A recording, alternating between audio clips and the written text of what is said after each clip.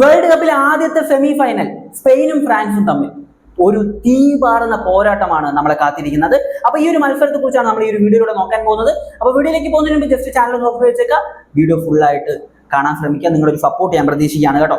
അപ്പോൾ Spain France മത്സരത്തിലേക്ക് നമ്മൾ പോകുന്നതിന് മുമ്പ് ജസ്റ്റ് നമുക്കൊന്ന് ചരിത്രം നോക്കിയിട്ട് വരാം. 38 മത്സരങ്ങളാണ് ഈ രണ്ട് ടീമുകളും തമ്മിൽ ചരിത്രത്തിൽ ഏറ്റുമുട്ടിയിട്ടുള്ളത്. അതിൽ 18 തവണയും സ്പെയിൻ ജയിച്ചു, 13 തവണ ഫ്രാൻസ് ജയിച്ചു. 7 മത്സരങ്ങൾ സമനിലയിൽ അവസാനിച്ചു. ചരിത്രത്തിൽ ചെറിയൊരു എഡ്ജ് ഈ ഒരു സ്പെയിനുണ്ട്. പക്ഷേ ചരിത്രം അല്ലല്ലോ, 90 മിനിറ്റ് കഴിഞ്ഞ് എക്സ്ട്രാ ടൈം എഞ്ചുറി ടൈം എല്ലാം ചേർത്തിട്ട് ആ ഒരു മത്സരം നടക്കുമ്പോൾ അവിടെ ആരാണോ മികച്ച പെർഫോമൻസ് നടത്തുന്നത് അവരടുത്ത റൗണ്ടിലേക്ക് പോകും, അത്ര തന്നെ. അപ്പോൾ വേൾഡ് കപ്പിൽ ഈ രണ്ട് ടീമുകളും ഏറ്റുമുട്ടിയിട്ടുണ്ടോ? ഉണ്ട്. വേൾഡ് കപ്പിന്റെ ചരിത്രത്തിൽ സ്പെയിനും ഫ്രാൻസും തമ്മിൽ ഇതുവരെ ഒരൊറ്റ തവണയെ കളിച്ചിട്ടുള്ളൂ.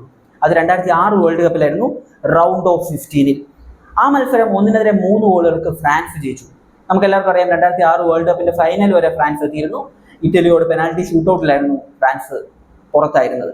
അപ്പോൾ ആ ഒരു വേൾഡ് കപ്പിന്റെ റൗണ്ട് ഓഫ് 16 ഫ്രാൻസ് സ്പെയിൻ മത്സരം നടന്നിരുന്നത്. 1-3 ഗോളുകൾക്ക് ഫ്രാൻസ് ജയിക്കുകയും ചെയ്തു. നമുക്ക് ഈ ഒരു വേൾഡ് കപ്പിലെ രണ്ട് ടീമിന്റെ പെർഫോമൻസിലേക്ക് വരാം. ആദ്യം ഫ്രാൻസിൽ നിന്ന് തുടങ്ങാം. ഫ്രാൻസ് സെനഗലിനെ 1-3 ഗോളുകൾക്ക് പരാജയപ്പെടുത്തിക്കൊണ്ടായിരുന്നു ഈ ഒരു വേൾഡ് കപ്പിൽ അവരുടെ വരവ് അറിയിച്ചത്. രണ്ടാം മത്സരം ഇറാഖിനെ എതിരില്ലാത്ത 3 ഗോളുകൾക്ക് അവർ പരാജയപ്പെടുത്തി. മൂന്നാം മത്സരം നോർവേയോട് 1-4 ഗോളിന്റെ ഒരു തകർപ്പൻ വിജയം അവർ സ്വന്തമാക്കി. ഇനി നമ്മൾ നോക്കൌട്ട് റൗണ്ടിലെ ആ ഒരു റിസൾട്ടിലേക്ക് വന്നു കഴിഞ്ഞാൽ ആദ്യം സ്വീഡനെ എതിരില്ലാത്ത 3 ഗോളുകൾക്ക് പരാജയപ്പെടുത്തുന്നു. പിന്നെ പരാഗ്വനെ എതിരില്ലാത്ത 1 ഗോളിനും മൊറോക്കയെ എതിരില്ലാത്ത 2 ഗോളിനും പരാജയപ്പെടുത്തിക്കൊണ്ടാണ് ഈ ഒരു ഫ്രാൻസ് ഇപ്പോൾ സെമി ഫൈനലിലേക്ക് എത്തിയിട്ടുള്ളത്. നമുക്ക് നോക്കുന്ന സമയത്ത് ഫ്രാൻസ് ഗ്രൂപ്പ് ഘട്ടത്തിൽ 2 ഗോളുകൾ കൺസീഡ് ചെയ്തെങ്കിലും നോക്കൌട്ടിലേക്ക് വരുമ്പോൾ 1 ഗോളും ഫ്രാൻസ് കൺസീഡ് ചെയ്തിട്ടില്ല. 2 ഗോളുകൾ മാത്രമാണ് ഫ്രാൻസ് കൺസീഡ് ചെയ്തിട്ടുള്ളത്. അടിച്ചിട്ടുള്ളത് 16 ഗോളുകൾ അടിച്ച ഫ്രാൻസ് കൺസീഡ് ചെയ്തത് വെറും 2 ഗോളുകളാണ്. മറുഭാഗത്ത് സ്പെയിനിലേക്ക് വന്നു കഴിഞ്ഞാൽ സ്പെയിൻ അവരുടെ ആദ്യത്തെ മത്സരം കേപ്പ് വെർദയ്ക്കെതിരെ ഗോൾ രഹിത സമനിലയിൽ കുരുങ്ങി ഒരു ട്രോളിലൂടെയാണ് അവരുടെ ഈ ഒരു വേൾഡ് കപ്പ് സ്റ്റാർട്ട് ചെയ്തത്. എല്ലാവരും ലോകം മുഴുവൻ ട്രോളുന്നത് കണ്ടു. ഈ ഒരു സ്പെയിൻ വേൾഡ് കപ്പ് നേടാൻ സാധ്യതയുള്ള ടീമായിരുന്നു, പക്ഷേ ഒരു ചെറിയ ടീമിനോട് സമനിലയിൽ കുരുങ്ങി എന്നത്. എന്നാൽ കേപ്പ് വെർദെ പിന്നീട് അങ്ങോട്ട് നടത്തിയ പെർഫോമൻസ് കണ്ടപ്പോൾ എല്ലാവരുടെയും ആ ഒരു കളിയാക്കലുകൾ നിന്നുപോയി എന്ന് വേണമെങ്കിൽ പറയേണ്ടി വരും.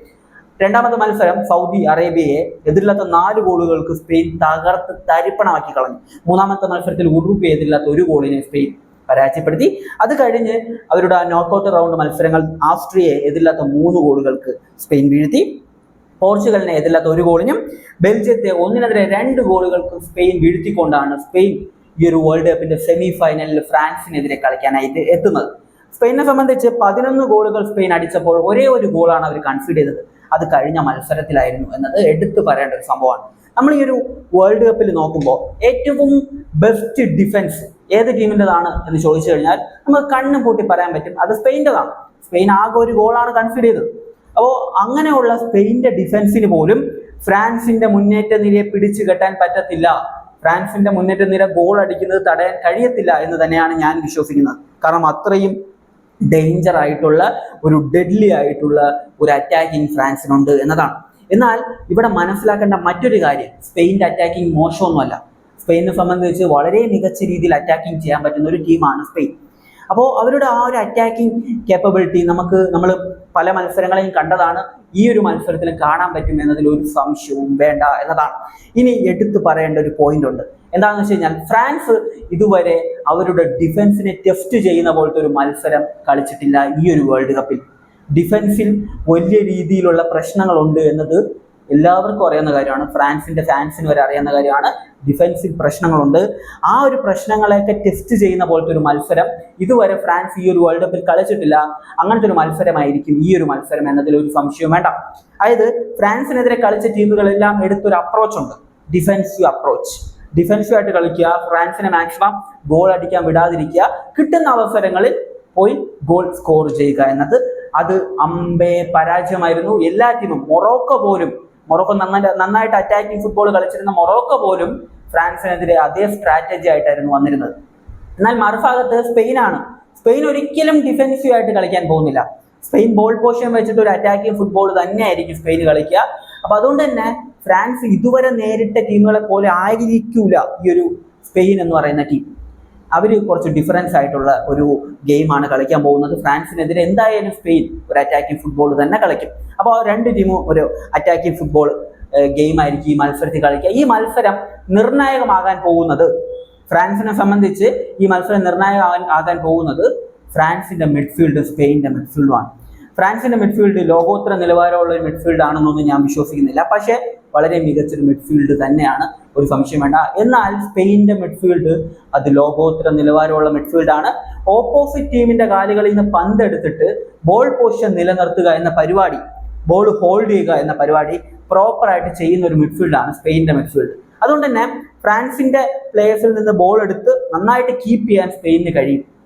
അപ്പോൾ അറ്റാക്കിങ്ങിലേക്ക് കൂടുതലായിട്ട് ബോൾ എത്തിക്കേണ്ട ഫ്രാൻസിന്റെ മിഡ്ഫീൽഡിന് അത് സാധിച്ചില്ലെങ്കിൽ അറ്റാക്കിംഗ് പ്ലേയേഴ്സിന് ഇതുവരെ നടത്തിയൊരു പെർഫോമൻസ് നടത്താൻ പറ്റുമോ എന്നത് വലിയൊരു ക്വസ്റ്റ്യൻ മാർക്കാണ് എന്ന് എടുത്തു പറയേണ്ട ഒരു സംഭവം തന്നെയാണ്. അതായത് ഫ്രാൻസിന്റെ മുന്നേറ്റ നിര അവർ എന്തായാലും ഗോൾ അടിക്കുമെന്ന് തന്നെയാണ് ഞാൻ പ്രതീക്ഷിക്കുന്നത്. മറുഭാഗത്തും നല്ലൊരു അറ്റാക്കിംഗ് ഫുട്ബോൾ കാണാൻ പറ്റും, അതിലൊരു സംശയം വേണ്ട. മിഡ്ഫീൽഡാണ് സത്യം പറഞ്ഞു കഴിഞ്ഞാൽ ഈ ഒരു മത്സരം നിർണ്ണയിക്കാൻ പോകുന്നത്. മിഡ്ഫീൽഡിൽ ഈ ഒരു ഫ്രാൻസിന് ആധിപത്യം പുലർത്താൻ കഴിഞ്ഞിട്ടില്ലെങ്കിൽ ടഫായിരിക്കും ഈ ഒരു മത്സരം. ഫ്രാൻസ് ഇതുവരെ കളിച്ച പോലത്തെ ഒരു ഗെയിമേ ആകാൻ സാധ്യതയില്ല. മറുഭാഗത്ത് ഫ്രാൻസിന്റെ മുന്നേറ്റ താരങ്ങൾ അവരെല്ലാവരും സ്പീഡി ആയിട്ടുള്ള താരങ്ങളാണ്. അതുകൊണ്ട് തന്നെ സ്പെയിൻ ഇതുവരെ ഡിഫൻസ് കീപ്പ് ചെയ്തതുപോലെ, ഗോൾ അടിക്കാൻ സമ്മതിക്കാതെ ഡിഫൻസ് കീപ്പ് ചെയ്തതുപോലെ ഫ്രാൻസിനെതിരെയുള്ള ഒരു മത്സരത്തിൽ ഡിഫൻസ് കീപ്പ് ചെയ്യാൻ പറ്റുമെന്ന് എനിക്ക് തോന്നുന്നില്ല. അപ്പോൾ ഞാൻ പറഞ്ഞു വരുന്നത് എന്താണെന്ന് വെച്ച് കഴിഞ്ഞാൽ ഫ്രാൻസ് സ്പെയിൻ മത്സരം ഒരു ഹൈ സ്കോറിംഗ് മാച്ച് ആകാനുള്ള എല്ലാ സാധ്യതയുമുണ്ട്. 2-3 ഗോളിനോ അല്ലെങ്കിൽ 3-4 ഗോളിനോ ഒരു പക്ഷെ 4-5 അങ്ങനെയൊക്കെ ഉള്ള ഒരു സ്കോറിലേക്ക് ഈ ഒരു മത്സരം പോകാനുള്ള എല്ലാ സാധ്യതയുണ്ട്. രണ്ട് ടീമും നല്ല രീതിയിലുള്ള ഒരു അറ്റാക്കിംഗ് ഫുട്ബോൾ പുറത്തെടുക്കാനുള്ള എല്ലാ സാധ്യതയാണ് ഞാൻ കാണുന്നത്. എന്തായാലും നല്ലൊരു എന്റർടൈനിങ് ഗെയിം ആയിരിക്കും എന്ന് തന്നെയാണ് ഞാൻ പ്രതീക്ഷിക്കുന്നത്. ഈ ഒരു മാച്ചിന്റെ സ്കോർ ഒന്നും ഞാൻ പ്രെഡിക്റ്റ് ചെയ്യുന്നില്ല. നിങ്ങളുടെ അഭിപ്രായം നിങ്ങൾ കമന്റിൽ പറയുക. എന്നെ സംബന്ധിച്ച് വളരെ ത്രില്ലിംഗ് ആയിട്ടുള്ള ഒരു പോരാട്ടം കാണാൻ കഴിയും എന്നതിന്റെ ഒരു എക്സൈറ്റ്മെന്റ് ആണ് എനിക്കുള്ളത്. അപ്പോൾ നിങ്ങളുടെ അഭിപ്രായം നിങ്ങൾ കമന്റിൽ പറയാം. മറ്റൊരു വീഡിയോ ആയിട്ട് കാണുന്നതായിരിക്കും. ബൈ ബൈ വിത്ത് 4 സ്റ്റാർ.